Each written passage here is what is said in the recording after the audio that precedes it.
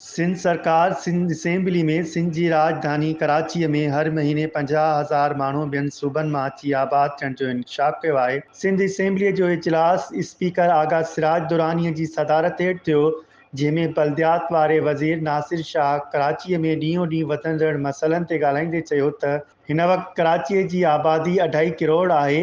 कराचीअ में 50,000 खां वधीक माण्हू ॿियनि सूबनि मां अची आबाद थी रहिया आहिनि, जंहिं सबबु पाणी समेत ॿियनि वसीलनि ते भार वधी रहियो आहे। जेतोणीकि कराची में सिंध दोस्तुरियूं अफ़गानिन, बर्मिन, बंगालिन ऐं ॿियनि मुल्कनि ऐं ॿियनि सूबनि मां माण्हू अची कराची में आबाद थियण ते पंहिंजा ख़दशा ज़ाहिर करे एहतिजाज कंदियूं रहियूं आहिनि, पर सिंध हुकूमत कॾहिं बि उन्हनि जे एहतिजाजनि खे संजीदा न वरितो आहे।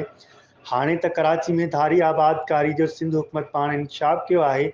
कुझु वक़्तु अॻु सिंध जे वॾे वज़ीर सैयद मुराद अली शाह जी सदारत हेठि इजलास थियो, जंहिंमें कराची जे अमन अमान जी ख़राब सूरत हाल में ॿियनि हंधनि तां आयल माण्हुनि जे मुलविस हुजण जो ॼाणाए खेनि सिंध मां निकाली ॾियण जो फ़ैसिलो थियो हो।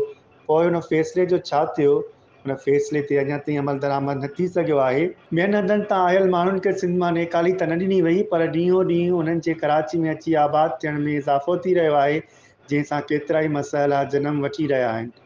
जीअं उहो सिलसिलो जारी रहियो त अञा मसइला वधी वेंदा, जिन खे हल करणु हुकूमत लाइ नामुमकिन बणिजी वेंदो। तंहिं करे ॿियनि सूबनि खां ईंदड़ माण्हुनि खे कराची में अची आबाद थियण खां रोकियो वञे, छो त सिंध हर एरे गेरे जो ठीको न खंयो आहे।